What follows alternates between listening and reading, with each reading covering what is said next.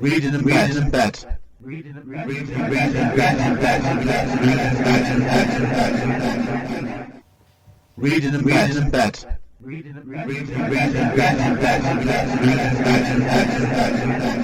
bed. Reading in bed. What's the podcast today, Amanda? Reading in bed. Not a special Christmas. No, I'm not going to give it away then. What is a special reading in bed, Amanda, isn't it? What is a special reading in bed? It's the Christmas special, which we always do every year. Yeah, and we're both, obviously, this is an audio podcast, isn't it, Amanda? We've both got, what are you wearing first? I'm wearing my snowman jumper. I can't read my t-shirt is here on this one, actually. Very helpful. Yeah, mine's How to Build a Father Christmas t-shirt. So, of course, what is Reading in Bed, Amanda? It's a book review podcast. Yes, and I am Andy N. And I'm Amanda Nicholson. Yeah, and formerly, of course, Amanda Steele. Now, with Reading in Bed, obviously, usually we review somewhere in the vicinity of at least 3 or 4 books every month. Now, with it being the Christmas edition, Amanda, what's a bit different this time? We've just reviewed one book and then we're going to talk garbage for the rest of it. Yeah, well, no, it's not quite garbage. But people that tune into Reading in Bed obviously will know that on the December episode every year, we obviously do have an awards. So if you're wondering now, we're going to do the regular news in a moment. Amanda will do a quick book review. I'll do a quick book review. We've got a number of awards we're going to give out, and we're going to read out something Christmassy to finish off with, aren't we? Yeah. This should make it a good, nice, jolly episode. Now, obviously, as always, what have we been up to in the past month, Amanda? We've just released a winter book. Yeah, you nearly said Christmas book as well. Yeah, no, Christmas has gone to my brain. Yeah, well, I said it's that time of year, isn't it? So, yeah, what's the book called, Amanda? It's called The Snow Was All We Could See. And what's the book about? It's about poems and short fiction, and all centered around Christmas or winter themes. Yeah, it touches on both rounds, really. So I'm very pleased with the book to burst in, and I know Amanda is as well. Now, people may have noticed, obviously, about the title of it. There is a bit of a gag in this title, Amanda, isn't there? Yeah. Yeah, because a couple of years ago, I bought out a very short poetry book, and I've gone even shorter since then, called what was it now? The street lights were all we could see, and I forgot the name for a second then. Or the lights were all we could see. I forgot. Oh, my mind's completely gone today. Anyway, either way, you can find it if you look for me. So now, what did we bring out last year, Amanda? We brought down a joint book about lockdown, and we called it The Lockdown Was All We Could See. Yeah, now that was a joke at the previous book, and now we've brought The Snow Was All We Could See, and all the covers are very similar. It gives it like a very similar feel, doesn't it, Amanda? So yeah, like a series of books. So no, check it out. We're both really pleased with it. So I've got a bit of music coming out on the Ocean of Buckle and an experimental band Distance as well, on a number of compilations in December. But you'll see them if you look on the pages. Have you got any more news, Amanda, from your side? No, that's all my news. Yeah, keep an eye on Amanda's obviously website, because at the moment on her work side of things, she's starting to get a lot of articles coming in at the moment, aren't you? Your copywriting side, Amanda. Yeah, so I'm posting all the links on my copywriting page, which is on my blog, Amanda Steele Writer. So if you search for that on WordPress, you'll find it. Yeah, and also it's work. My man is always looking for more work on that as well, paid work preferably as well. So it's keep an eye on it, definitely. Some good stuff there. Right, okay, on to Reading in Bed. Ladies first. What is the book? It's called Away with the Penguins by Hazel Pryor. Okay, then. Would you like to first of all tell us, Amanda, then, the blurb of this book, please? Okay. Veronica McCready lives in a mansion by the sea. She loves a nice cup of Darjeeling tea while watching a good wildlife documentary, and she's never seen without a ruby red lipstick. Although these days Veronica is rarely seen by anyone because at 85 her days are spent mostly at home alone. She can be found either collecting litter from the beach, people who litter the countryside should be sure, trying to locate her glasses, someone must have moved them, or shouting instructions to her assistant Eileen. Eileen, door. Veronica doesn't have family or friends nearby. not that she knows about anyway, and she has no idea where she's going to leave her considerable wealth when she dies. But today, Veronica is going to make a decision that will change all of this. Right, okay then, Amanda. Well, obviously, before we come on to then what the strengths and weaknesses, I'm curious then, what drew you to this book before we start? It's not my usual choice of book. If you've listened to any previous episodes, you'll know that. The difference, Amanda, with you is, what is your usual choice of books? It's usually where everybody dies. Okay, so seriously, what made you want to read this book? I was looking for a Christmas book, and I did notice this one about a year ago when it was just coming out. And I know my sister loves penguins, so I thought I'll read this one. There's a little tribute to her, even though she doesn't listen anyway. And there's a nice little picture on the front of it as well with snow and penguins, so it just feels very Christmassy or wintry at least. Yeah, Christmas. So is it a very cute sort of book, is it then? Or not?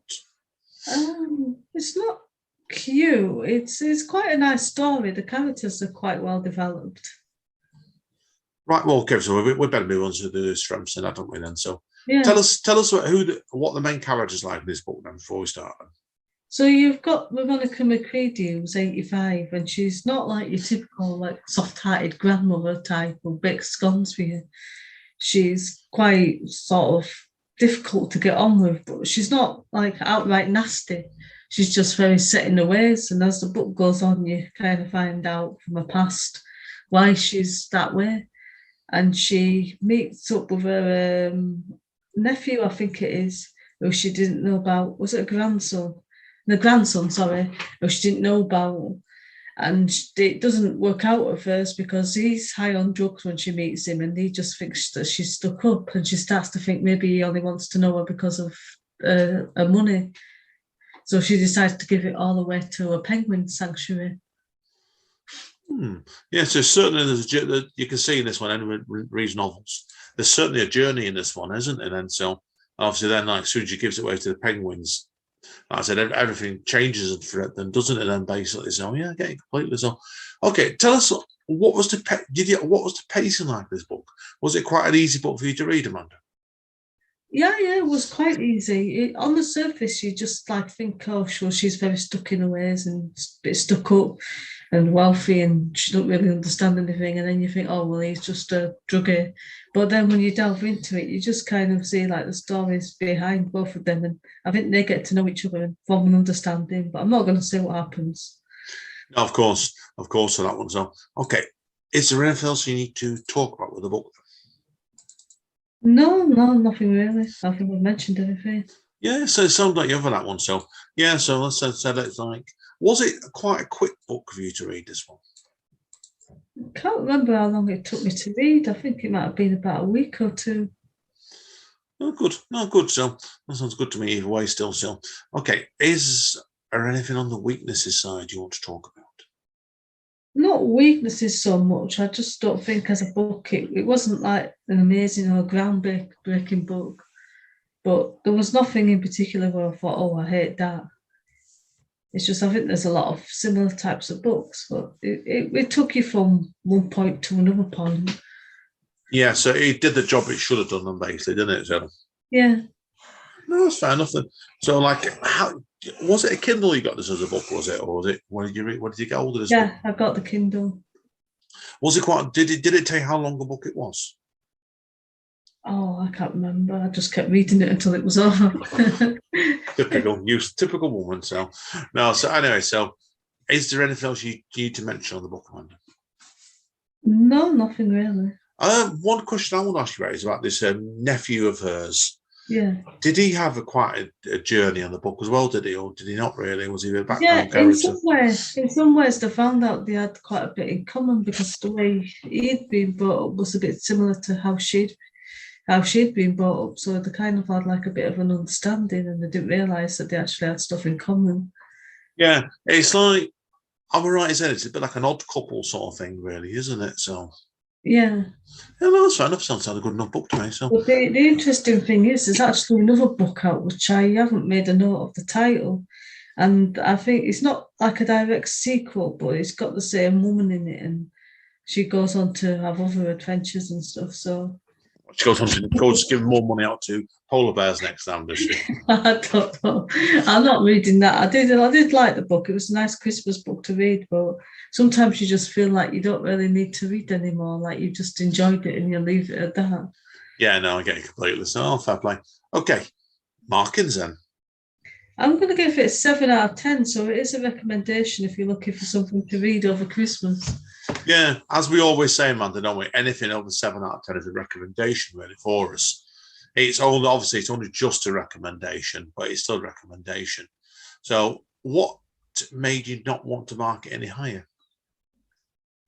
Well, it's not my typical kind of book, so it's not the book that I would think, oh wow, that matches everything I look for in a book. But I know there are a lot of people out there who might read it and think, oh yeah, that's a 10 out of 10. Yeah, no, we still recommend it. That's fair enough. So, fair play. Okay, Amanda, that's the end of it, isn't it? Yeah. Do you want a hint of me? My book, Yeah. mine's about Christmas cards.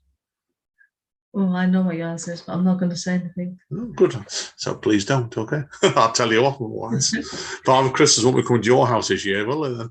Oh, he doesn't come here anymore anyway. Not since I did that weird thing with the camera. We'll just move on there, okay? So say bye, Amanda. Bye, Amanda. Reading in bed.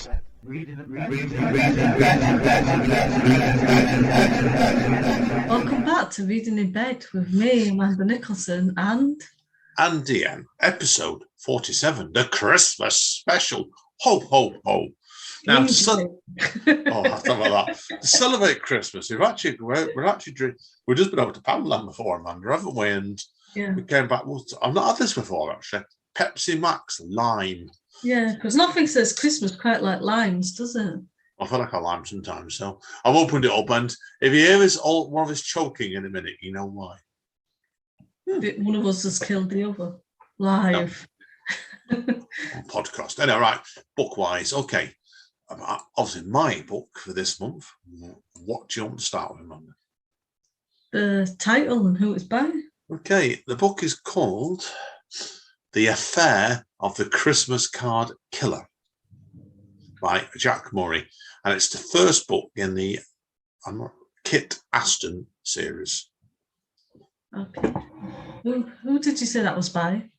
And Jack Murray, and then they said Andy Murray then. That's a new career for me.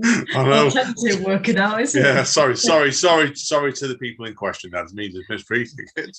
It's by, to confirm, Jack Murray, The Affair of the Christmas Card Killer. Okay, do you want to read the blurb? Yes, okay, so it's quite a short blurb as well.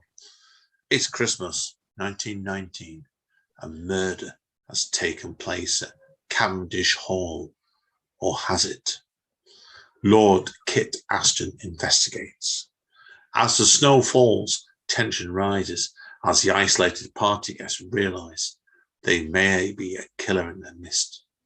Past and present collide with Kit Aston as he attempts to uncover the truth about the murder, his experiences in the Great War, and win the heart of the girl he loves. This is a classic murder mystery set in a country house following the end of the Great War. Oh. So do you want to start with any strong points? Yeah, well, do you want to know, obviously, people are wondering, obviously, I had a look like Amanda did. We both just looked around for a Christmas book, really, didn't we, to review for this? And I think this came out a couple of years ago, and it's obviously a murder mystery, like I said, set in 1919. And it's unusual, really, because you know, when you read murder mysteries, Amanda, usually you tell your readers then how quickly the first person normally dies in the book. It depends, really, doesn't it? It's usually fairly quickly, though. This one was halfway into the book, actually, would you believe? Yeah. And I was a bit surprised in that. You know what I mean? You can get a bit surprised when they do that sort of thing, can't you? When they really take the time killing, being the murderer, basically. And I'm not going to give that away, obviously, because I don't want people to know who died or possibly died. But I actually liked the character that got murdered. I thought, Oh dear. I thought that's a bit of a shame. I was going to ask you in general, what were the characters like? Because when you're saying like he's a lord and it's in a country house, I've just got an image of a load of toffs at a pie and probably wanting them all to be killed off. It was heading in that direction. I've got to be honest. It's got its faults, but yeah, it was the book was heavy in atmosphere. That's for sure of it, and it felt like to me it was almost like they were trying to get cash in on Downton Abbey in some ways, if that makes sense. Yeah, that's why. I'll be honest with you, I didn't hate it because it was nice when there was a book. There was a lack of violence in the book, no sex. I don't recall any bad language either. So just like they just tried to set the scene. The writer took his time to getting the main gentleman killed off, and at which point then all the pieces were in place, a number of suspects basically. And it was basically an ex-soldier that was basically investigating it while they were all snowed in before the police got to him towards the end of the book. yeah. And when the police arrived, it was I won't say it had been solved, but I think a lot of it had been set up then, to get sorted out fairly quickly after that. So, okay. So, is there any more good points when you move on to bad points? Like I said to you, it took the book. It was, if you're looking at the fact where the book moved along from A to B to C, and it followed everything right. It did on the basics of it, and there's a few things I want to talk about. We'll come on to in a minute, but if you like it's a good Christmassy sort of thriller. Okay, it's perfect. You know what I mean? Like, it's that sort of book you said before. Yours, it's nice. This is nice to read on Christmas time, really. Yeah. Do you want me to go into the weaknesses? Yeah. Okay. Bad points. Well, there's nothing really that wrong with this book. There's a comment somebody else put on Goodreads, which I agree with, which probably sums it up better, was that they didn't like the fact was there was a way that the male characters insisted on using their first names, and even the servants then all used their first names, which apparently simply just wasn't the case back then. So it looks like it was, you know what I mean? Like there was a bit off-putting on that, because I think I wondered about his research mechanisms in some places. Yeah. There was also a lot of trouble with this as well, and this has cost me quite a bit of marks as well, because a lot of people didn't like this. There were a lot of errors in the paragraphs, also up and down, spelling mistakes and punctuation. And I did read another review saying the book itself is near 240 odd pages, but they counted 118 either spelling mistakes, punctuation mistakes, or missing words in paragraphs. Well, which is it's very off-putting, really, that, isn't it? So it is, yeah. And I didn't see this in my copy of the book, but somebody's also a good reader said that apparently he's basically stated he spent weeks on the spelling, punctuation, and structure of the book after he finished it. And I thought, oops. I mean, that's a fair enough point, isn't it? So I've not checked whether the writer's done any more books. He probably has done. But you would hope, wouldn't you, like somebody's helping him out with the second book more. Yeah, it's a very difficult one, because if you're self-publishing, it's really difficult to spot your own mistakes. But on the other hand, it's like you have to do everything you can to try to minimise them as much as possible. Yeah, and I think he's got a problem. He needs someone to have a look at that if he does another one, that's for sure of it. So, because there's clearly a potential problem with it, but it is what it is. Now, other thing with this book was, I usually personally like books that move a bit quicker. And I think this book was only 240 pages, but it did seem to move at a very, very, very slow pace. Do you know what I mean with that? Some books are much easier to read than others, aren't they? Yeah. I found this one, I didn't hate it, like I said to you. I thought there was a lot of good things going with the book, but it seemed to me, it took me a month to read this book, because I've had books before now where I've done a few good read ones, like first read ones on Amazon, when I've polished them off in 2 or 3 days. And I know you've done that with books before now, haven't you? Yeah.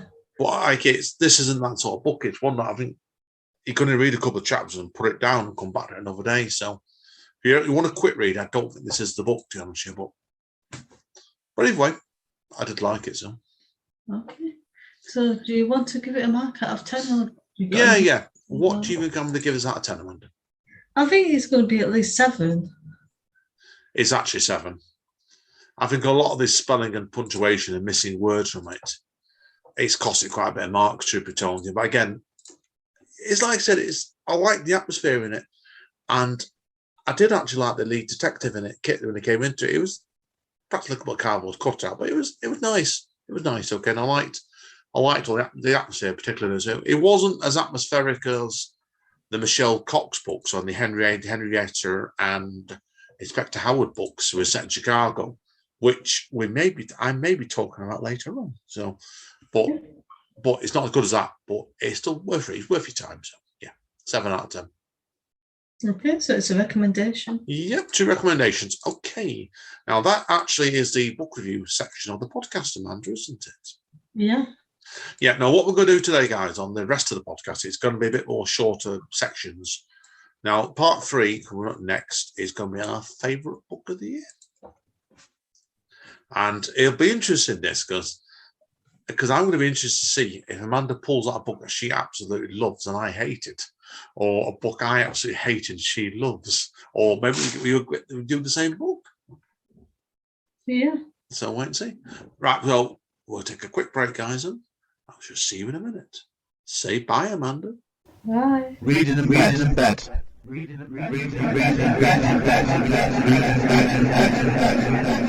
Welcome back to Reading in Bed, episode 47, the Christmas special. I am Andy N.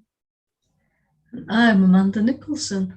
Yeah, over now to our favourite books of the year. We have a number of categories, and shall I start this one off, Amanda, then? Or would you like to start it? Okay. Amanda, will actually know this next book. I'm actually going to nominate as my favourite book of the year, because you do, obviously on the copyright side, Amanda's done an article. I don't know if this is live yet, on recommended. It's not on live yet. Oh yeah. What is the article, Amanda, then, about books? It was 10 different books by female authors that you should read, but probably never heard of. I think the title was a bit more concise than that, but I just can't remember it exactly off the top of my head. Well, my favourite book of the year is by Helen O'Hara, and it is Women versus Hollywood. And I think we reviewed this back in March, if memory is correct. And Helen O'Hara is a very, very good journalist who works at Empire magazine. And I'll read out to you the blurb. It's very, very short, this blurb, okay? A call to arms from Empire magazine's geek queen, Helen O'Hara, that explores women's roles, both in front of and behind the camera, since the birth of Hollywood, how these roles are reflected within wider society, and what we can do to level the playing field.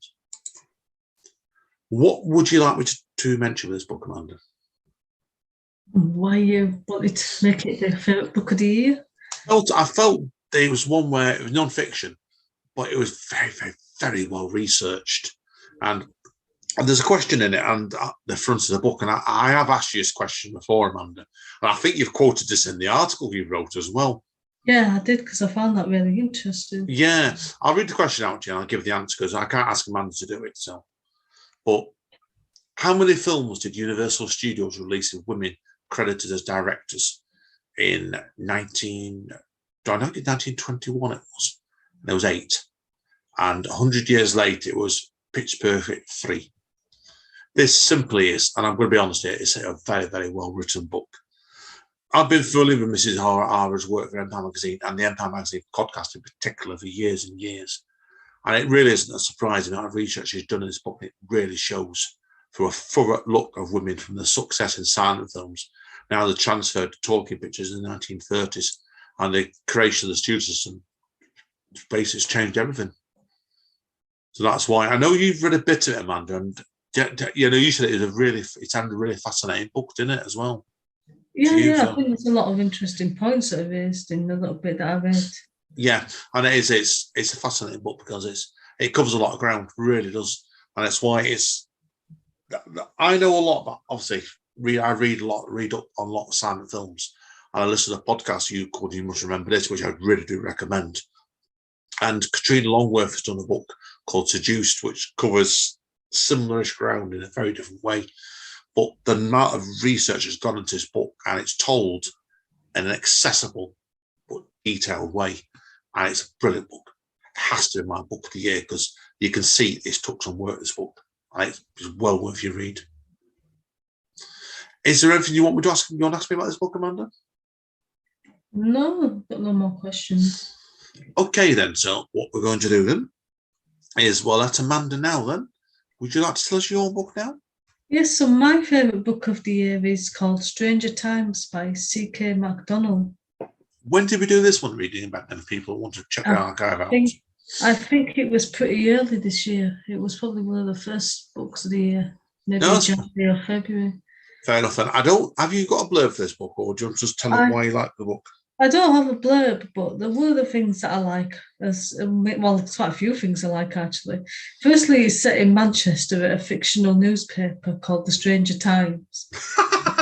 I like that. And it's also fictional Manchester as well, so they're describing places and it's like, that's not in Manchester, you've just made that up. Well, I suppose it doesn't matter because it's all fictional, isn't it? Yeah. No, excellent.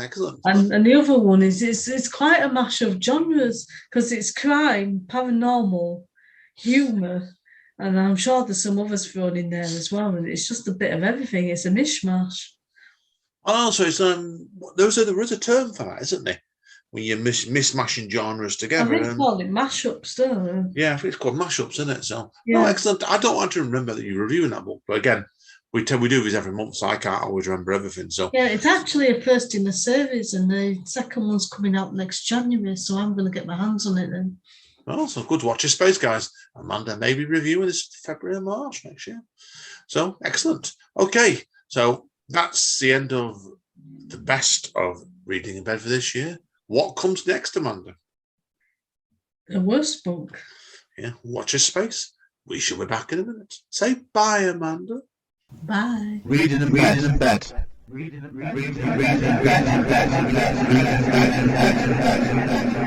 Welcome back to Reading in Bed with me, Amanda Nicholson, and Anne. What episode is it, Amanda?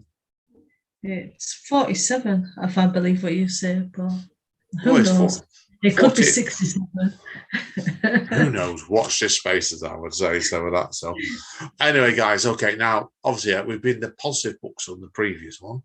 Now we're going to tear the books apart. Well, this is going to be fun because I'm going to see if Amanda remembers my book in a minute. So, and the good thing is when we do these awards, Amanda, is do you agree with me? We don't tell each other in advance, do we? What the books are, and we're going to slag off now. Oh God, I don't like the word slag off. Should we say constructive criticism? Is that fair enough? Tear to pieces. Okay, it's rubbish, right? So, would you want me to go first this time? Yeah. Right, this book was actually reviewed right at the beginning of the year. I think it was in the January episode, this one as well. Connie Parman, Your Story, My Story. And this was on Amazon Reads on this as well, so first read. So, do you want the blurb? Yeah. Yeah, it's... Okay, this is... Of all the famous love affairs between literary giants, none saddens and intrigues people more than the dramatic marriage between the brilliant young American poet Sylvia Plath and the handsome and arrogant British poet Ted Hughes. Their instant chemistry was legendary, and for a time it seemed like their remarkable connection was the antidote Plath needed to suffering that always plagued her, and that she wrote back so powerfully in her iconic autobiographical novel, The Bell Jar. When Connie Palmer, a literary giant herself, read Ted Hughes' collection of birthday letters, which was his final collection before he died, she, like many before her, became fascinated with the relationship and also the idea that despite the rumours and accusations surrounding Hughes for the rest of his life, he had never told this side of the story. So after amusing herself in everything written by and about the two artists, she channeled Hughes' story to write the extraordinary book you're going to read. Your Story, My Story is an unforgettable love story and portrays two great minds that, when fused, reach the wildest heights of both creativity and destruction. Okay. So what made you hate this book so much that you would vote it worst book of the year? Well, first of all, it was incredibly poorly researched. Because you've got on the back of the book, you say that she got immersed in both writers. Well, first of all, she didn't even read anything of Sylvia Plath's work. And for research purposes, only read Ted Hughes' birthday letters. She didn't contact the estate. And I thought to myself, then that's where the problem start. You're just not doing the research, are you? No. You're fictionalising. It was a romance story. It just felt woefully all over the place to me, don't you? Like it was, and also as well, the thing that stuck in my head was the book's only just over 200 pages long. He got in it, the book's told from Ted Hughes' point of view. He calls her Sylvia at the beginning and at the end. And in the rest of the just over 200-page book, he calls her my bride. 116 times. Oh dear. It was at the time, and I know people that are Sylvia Plath researchers and buffs, massive buffs, and they all hated it like I did. It was structured badly. It was translated from the Dutch, and I don't think the translation was the problem. I don't think it was a rubbish book. It was incredibly hard to read, and I really can't recommend this book at all because it was like I felt in the end there was inaccuracies in it. She hadn't got to grips with either of the characters, and the pacing was absolutely all over the place. Is that you want to tear into it more? Oh yeah, you've got plenty more to say. Carry on. Not really. Not really. The rest of it goes on about. It was just. It felt like I said to you. That took me. You know what I said before about the Christmas card fruit killer book. That took about 4 months, but this took about 2 months because the structure of it and the pacing. It was just literally all over the place. It was. I've really, really struggled with this book. Which should have been, if they'd done the proper job, it would have been a really good book, I think. But they didn't. It felt like half-arsed and half-hatchet job. And the scary is, if you go into Goodreads and other review websites, the amount of good reviews it gets as well. Yeah. But it's mostly the people I don't think know what. I'm horrible saying this. I don't know the topic. No. Right, over to you, Amanda. Okay, so my worst book of the year is Zombie Evolution by Edmund Gianta. Oh, I quite like this book. I'm not putting a remark in sports. I quite like this one actually, but you better tell people, Amanda, obviously why you hate it. It just felt really unrealistic within the setting of the book. I mean, obviously it's about zombies, so you don't expect it to be based on real life. But I think you have to set things up in a way where you think this leads to that and that leads to this, and now I can believe that this is happening. And it just wasn't set up that way. It was just like, oh, this is happening now. It's really outrageous, but it's happening anyway. And I don't care if you believe it or not. Yeah, it was a really strange mixture of like The Walking Dead and the X-Men, really, wasn't it, as well? Yeah. And it's like by the end of the book, it had just gone ridiculous. And I know there's quite a few in the series, and it just makes you wonder, like, where are these going to go? What's going to be happening by the end of the series? There was I'm not curious if I'm actually going to read them. No, save me. One was enough. I think there's another 6 or 7 books in the series. Penn came out after that, and he seemed to bring them out fairly quickly as well. So it does make you wonder: how is the writer writing them in about a month, or will his massive archive Penny held back for a while? Just wonder, doesn't it? Yeah. Anyway, so is there anything else you need to say about this book, Amanda? It was the characters were really cringeworthy. In particular, the couple that had the kid, and then the way the father was thinking about his daughter and stuff. It wasn't quite like. I don't think there was anything like romantic, like or like he was thinking about her like as a paedophile or anything like that. But it was just really creepy how much he kept thinking about how beautiful she was and how much she loved her. And it's like, I think there's a line between being a good father and just being really like cringy, and it was just cringy. I found it, I was a bit off-put when his wife came back to life in the book, because then like the texture was coming out was a bit unrealistic, wasn't it? Yeah. Are people wondering on the first book of it, there was a preview at the end of the book for the second book. Did you read any of that, Amanda? As soon as I got to the end of the actual book, I really didn't want to read anymore, and I stopped reading. I read the preview, and 2 of the should we call them zombies for the sake of things? Yeah. The writer started trying to characterize 2 of the zombies in the second book. That were the first 2 that the female lead brought back to life, and they were really bad. And that's why it put me off immediately. Wanted to read it again, I must admit. Yeah. Okay. Is that all you got to say about that book, Amanda? That's all I've got to say about it. And it's interesting enough on the actual podcast, Amanda gave that 9 out of 10 at the time as well. I did not. think you give about 3, if my memory's correct, didn't you? Yeah. Not 9 anyway. So, right, guys. Okay, seriously. Now, that's the best and the worst. Now, we're going to do some other topics next, Amanda, aren't we, as well? Yeah. And I thought I set the topics in these, and I thought it'd be fun to, on part 5, to have unexpected book of the year. And that, what do I mean by unexpected book of the year, Amanda? It can be either good or bad, like, oh, I thought this was going to be good, but it's actually rubbish, or vice versa. Yeah, also it's just a general surprise, basically. So, Yeah. right, okay, we'll take another quick break. See you in a minute. Say bye again, Amanda. Bye again. Reading in bed.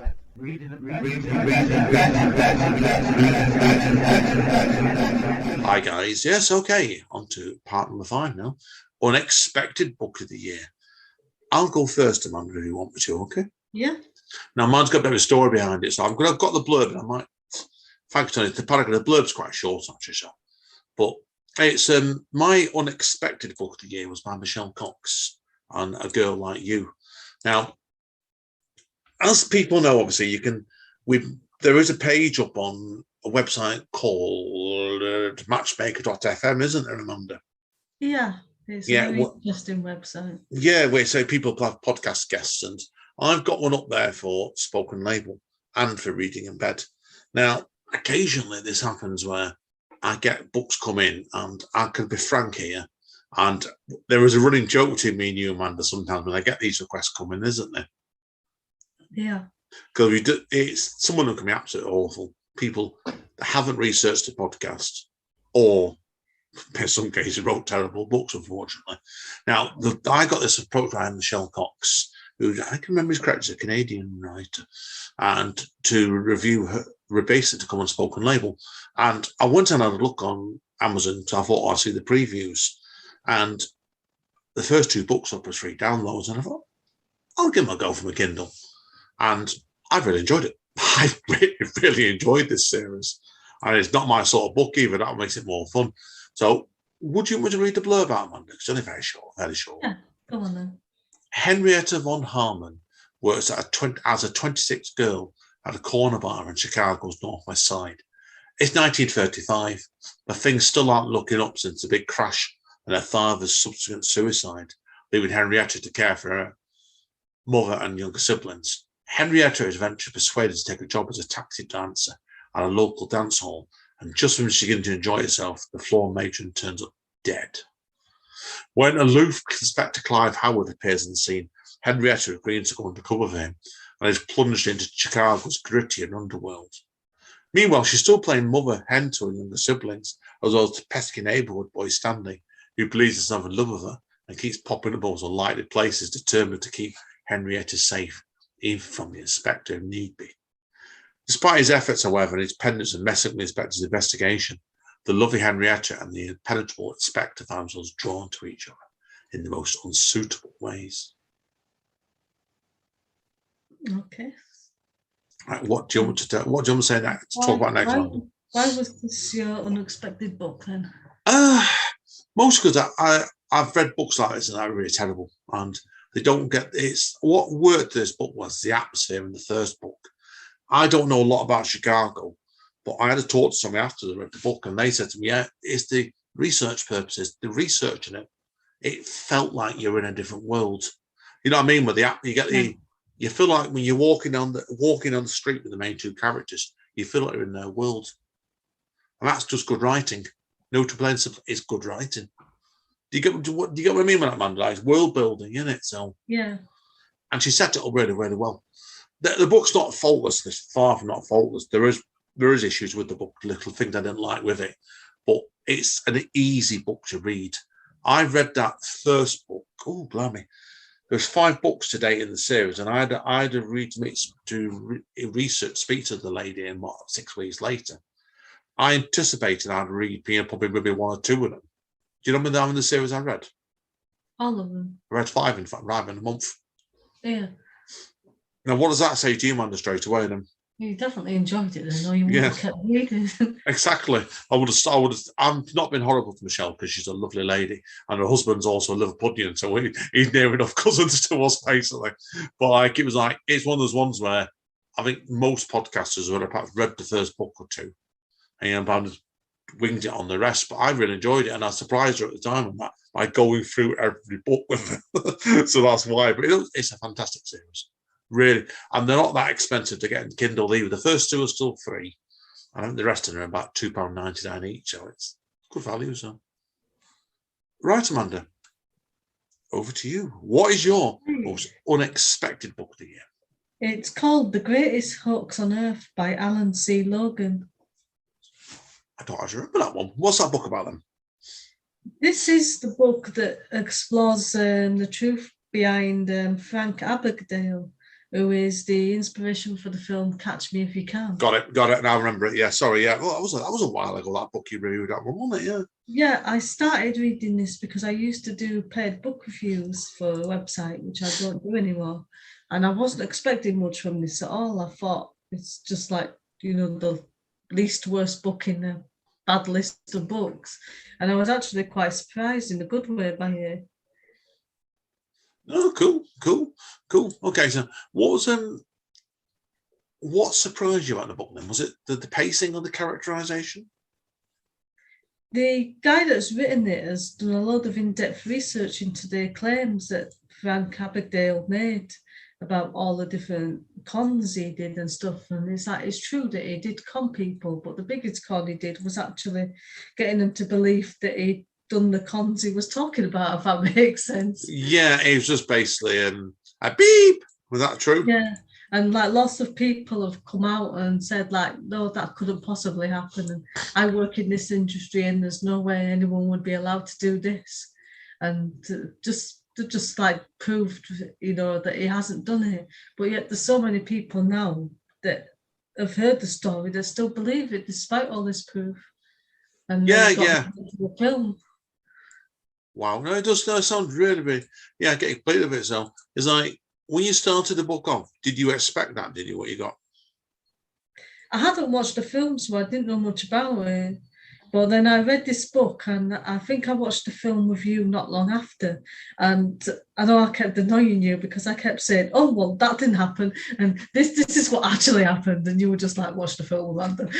Yeah, I do remember saying, "Should it," or words to that effect. Sure, woman.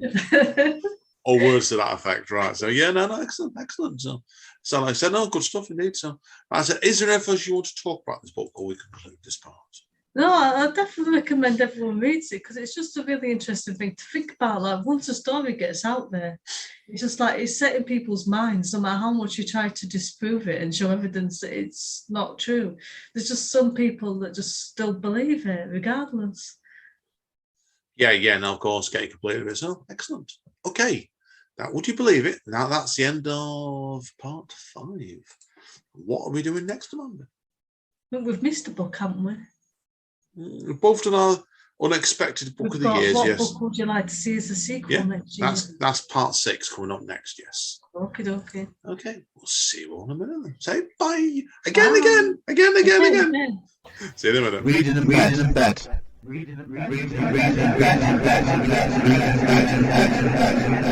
Welcome back to Reading in Bed with me, Amanda Nicholson. And Andy M. Episode 47, the Christmas special. Now, just have to say as well, if you can hear a weird noise in the background, it's the washing machine next door. I was actually wondering what that was myself. I could hear that from here, actually. Now, obviously, not to give the myth away, Amanda, what we do about reading in bed is, obviously, people are wondering, we record it in different rooms, basically on Zoom, don't we? So, yeah. You're in our study and I'm in the living room, and I can hear the washing machine from here, actually, as well. But hopefully it won't put you all off from enjoying this episode. Right, Amanda, what are we doing this half then, since you've said it already? We're doing which book you would like to see a sequel to next year. And I'm going to let you go first this time. Okay, so I cheated a little bit because this book actually does have a sequel that's coming out next year because it's the first in the series. It's called Name Mortal and it's by Julia Alty. Okay, and what's this book about, Amanda, then? So this is about Name Mortals, which are a bit like immortals, but they don't live forever, but they have a much longer lifespan than typical human beings. And it's about a woman called Mandy who's an immortal. And she gets assigned a task to trick an immortal called Peter, and then she realizes she's on the wrong side. And I'm not going to say any more and spoil it in case anyone wants to read it. Good to me. When's the sequel out? I haven't been able to find out yet, but I'm guessing it'll be sometime next year. Is it one of these sort of books that leaves you a massive cliffhanger? It did, yeah. There's a massive cliffhanger. I have to read it just to find out what happens now. Yeah, I mean, like, is that sort of book where if they don't bring the sequel out, you'll be throwing things against the window in temper, won't you? And banging your head against the laptop. Yeah, bring it out quick then for Amanda's sake. So, okay, Amanda, would you like to know my book? Yeah. This is going to be no surprise. Mine's books, the latest book in the Orphan X series by Greg Hutz, Prodigal Son. Now, why did you think I would say that, Amanda? Because you've read practically every book of his. I've not read it. I've read about a third of his. He wrote loads for The Nowhere Man, and I read it ones. They're all right, not as good. The Nowhere Man's his best series. Do you want to give people the blurb on this? Because it's a good blurb. Yeah. It's 3 paragraphs, but it's only reasonably short. Forced into retirement, Evan Smock gets an urgent request for help that somebody he didn't even suspect existed, and that's his mother, right? Who she was dead. As a boy, Evan Smock was pulled out of the foster home and trained in an off-the-books operation on its orphan program. He was an orphan, a government assassin, perhaps the best, with known to a few insiders as Orphan X. He eventually broke with the program and adopted a new name, the Nowhere Man, and a new mission, helping those desperate in their times of trouble. But the highest power in the country made him a tempting offer. In exchange for an unofficial pardon, he must stop his clandestine activities as a Nowhere Man. Now Evan has to do the one thing he's least equipped to do, live a normal life. Then he gets a call for help from the one person he never expected, a woman claiming to have given him up for adoption, a woman he never knew, his mother. Her unlikely request helped Andrew Durran, whose life has gone off the rails, who was in the wrong place at the wrong time, bringing him into deadly attention of very powerful figures. Now a brutal brother and sister assassination team are after him, and with no one else to turn to, no place to help, Evan is Durran's only option. But when the hidden cabal catches on to what Evan is doing, everything he fought for is on the line, including his own life. So what made you choose this over any other book then? The bloody ending, because it gets blown up, right? The book's been out for nearly a year. It's been out for beginning of the year, so no point in saying that. It's been out for 11 months. At the end of it, he discovers that his mother dies, basically, from cancer, I think it was. This is spoilers. And Andrew Durran was his half-brother. So that's why. And he saves him and goes back to his flat, and somebody, probably the government, has set bombs in his flat and blows the flat up as soon as he walks in. And they finished the book. Oh, dear. You tell me now why I want to see a sequel to that. Yeah. So after announcing there's going to be a sequel yet, or are you just left hanging, hoping that... No, it's out in February next year. Yeah. I've been hanging on for a year thinking, don't you dare. Yeah. Is that fair enough? You can understand why, can't you, Amanda, with that line? You get something like that, and at the end, you just go up, you're banging your head against the table completely, aren't you? Yeah. You can't do that. And then when they said if they finish the series, I think they'll end up with more trouble than worth there, George. So, right, that's the end of part 6, Amanda. Unless you got anything else you want to ask me? No. Right, we're on to the last bit now, Amanda, after this break, aren't we? Yeah. And what's that? We're going to read out some Christmas-themed work that we've written.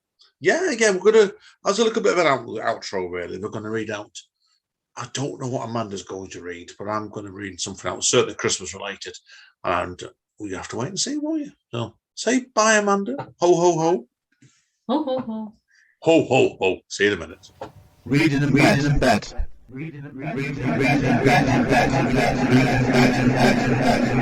Hey, guys, yes. The finale, yeah. It's part 7, Reading in Bed. Andy N.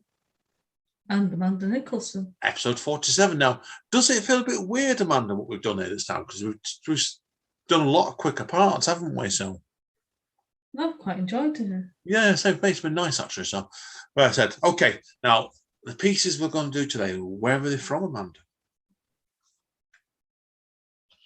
They're from my brain. Well, one is from my brain. The other is from your brain. One man's from my mum, actually, you must know, right? So, but no, seriously, they're both from our new book. The snow was all we could see. It's not a heavy plug. We're not like that. We just thought it'd be nice to finish the podcast off the year with these. So this is a poem of mine called Snow Fight.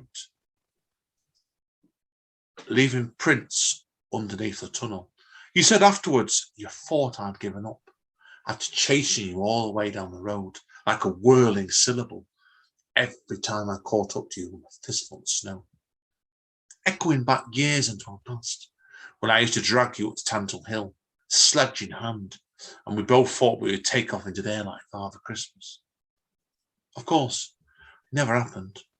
More often than not, we would end up in a pile of snow with our scarves knotted over our mouths, leaving footprints before vanishing from view. Moving hands against the season, fingers colliding together without words. Okay, and what's your piece, Amanda?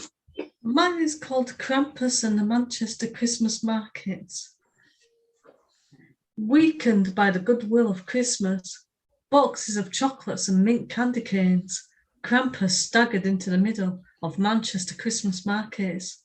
A child reached out, mistaking him for Santa, wiping chocolate all over his cloak. Krampus looked helplessly at his hands, where there used to be claws. Another child started screaming. Everyone heard, though his mother seemed oblivious to the deafening noise.